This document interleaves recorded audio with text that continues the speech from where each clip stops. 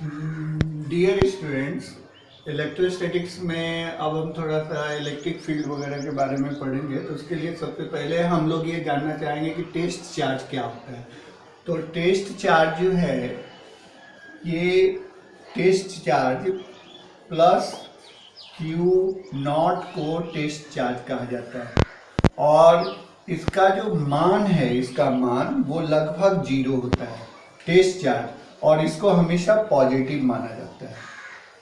क्योंकि किसी चार्ज के कारण उसका इफेक्ट, उसके चारों ओर उसका इफेक्ट क्या पड़ रहा है और कितना पड़ रहा है, इसको जानने के लिए हम लोगों को इलेक्ट्रिक फील्ड की जरूरत पड़ती है। और इलेक्ट्रिक फील्ड को एट ए पॉइंट डिफाइन करने के लिए हम लोगों को टेस्ट चार्ज की जरूरत पड़ती है। तो टेस्ट चार्ज के लिए हमेशा याद रखना होगा हमें कि ये पॉजिटिव लिया जाता है और इसका जो मान है वो Q नॉट टेंस टू 0 होता है, यानी लगभग 0 के बराबर, यानी खुद इसका अपना ओन फील्ड ना के बराबर है। और ये जो है, हालांकि एक हाइपोथेटिकल बात है, ये एक बस सपोजिशन है, क्योंकि हम लोग जानते हैं कि चार्ज ऑफ इलेक्ट्रॉन से छोटा कोई चार्ज तो होता ही नहीं है। लेकिन हम लोग यहाँ पर जो है Q नॉट को लगभग टेंस टू 0 हम लोग मानते हैं। तो ये मेरा टेस्ट चार्ज है, इसको ध्यान से याद रखना है हमें, ठीक है।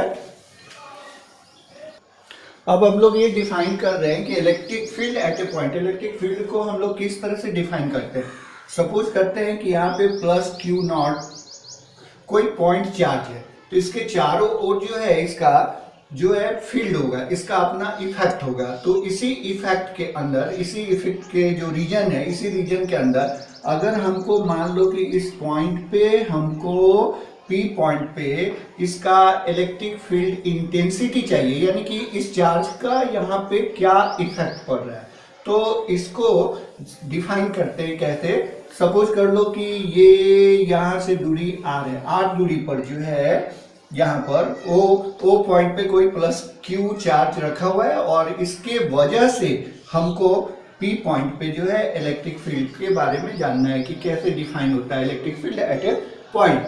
तो electric field at a point define करने के लिए हम लोग क्या करते हैं कि ये डिफाइन करते हैं कि यहाँ पर आप कोई टेस्ट चार्ज को रख दीजिए, जिस पॉइंट पे इलेक्ट्रिक फील्ड इंटेंसिटी आपको फाइंड आउट करना है, तो वहां पर आप टेस्ट चार्ज को रखो। तो इस वजह से क्या होगा, जब यहाँ पे हम टेस्ट चार्ज रखेंगे तो इस वजह से, इस प्लस Q चार्ज की वजह से यहाँ पर जो है कूलॉम्स लॉ के अकॉर्डिंग फोर्स लगेगा।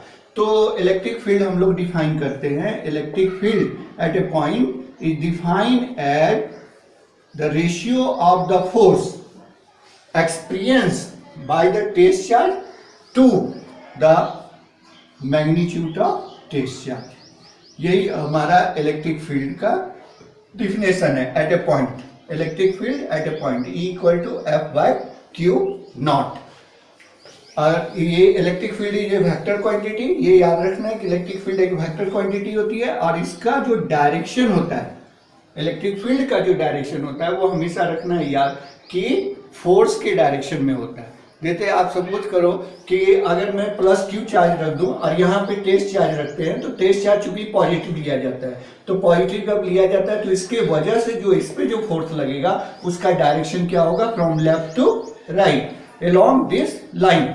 तो ये जो इलेक्ट्रिक फील्ड, यहाँ पर जो इलेक्ट्रिक फील्ड स्ट्रेंथ होगा उसका जो डायरेक्शन होगा वो लेफ्ट टू राइट होगा, इधर की ओर। और अगर मान लीजिए यहाँ पे माइनस Q चार्ज रहते हैं, तो फिर क्या करेगा, ये टेस्ट चार्ज को अट्रैक्ट करेगा, तो फिर इसका जो डायरेक्शन हम लोग लेंगे वो हमारा फिर क्या हो जाएगा, फ्रॉम P टू O, यानी कि फ्रॉम राइट टू लेफ्ट। तो इस तरह से याद रखना है कि इलेक्ट्रिक फील्ड का डायरेक्शन जो होता है वो फोर्स के डायरेक्शन की ओर ही होता है।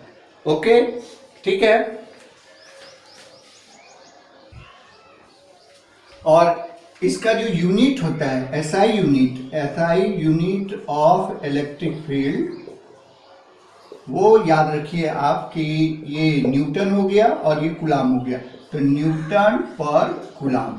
और याद रखना है कि electric field is a vector quantity. Okay, और डायरेक्शन के बारे में बता दिए कि डायरेक्शन ऑफ इलेक्ट्रिक फील्ड वही होता है जो कि फोर्स का। यहाँ पे टेस्ट चार्ज, जिस पॉइंट पे आपको इलेक्ट्रिक फील्ड इंटेंसिटी फाइंड करना है वहां पे आप एक टेस्ट चार्ज को रख दो, उस टेस्ट चार्ज पे देख लो कि फोर्स जो लग रहा है वो किस डायरेक्शन में लग रहा है। जिस डायरेक्शन में लगेगा उसी डायरेक्शन में इलेक्ट्रिक फील्ड का भी डायरेक्शन होता है। ओके, ठीक है। और याद रखना है कि इसमें ये फॉर्मूले के अकॉर्डिंग हम यहाँ लिख देते हैं कि वर्किंग फॉर्मूला जो है, जो कि यूज जो होता है हमारा वर्किंग फॉर्मूला, वो याद रखना है कि यहाँ E equal to F by Q naught है, तो F इक्वल टू हम लोग क्यू ई लिखते हैं।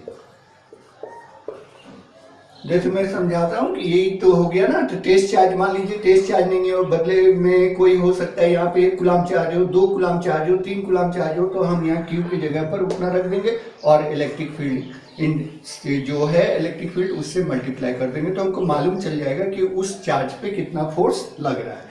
जैसे कि आप सपोज करो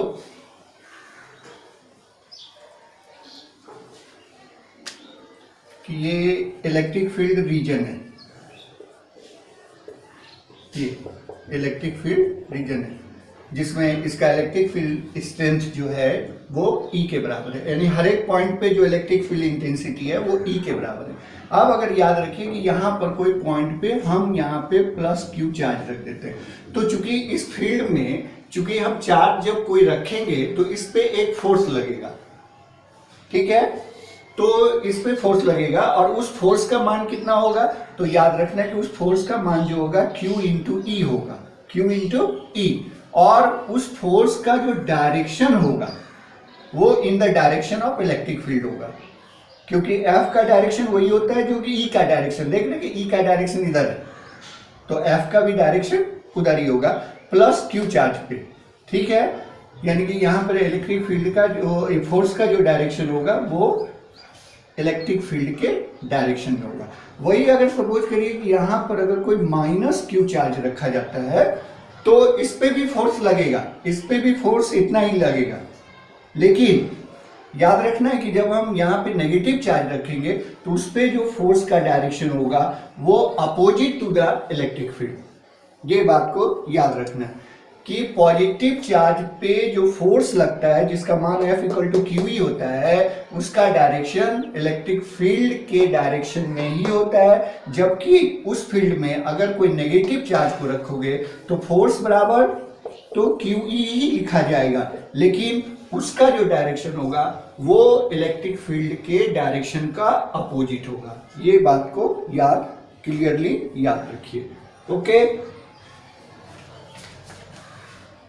अब हम लोग को फाइंड करना है कि electric field at a point due to a point charge. Suppose करिए कि यहाँ ओ पॉइंट पे कोई प्लस Q चार्ज रखा हुआ है और इसके कारण इसका चारों ओर फील्ड जनरेट होगा, तो उस फील्ड के अंदर हम P पॉइंट पे हम निकालना चाहेंगे कि इस चार्ज की वजह से यहाँ पे इलेक्ट्रिक फील्ड इंटेंसिटी कितना है।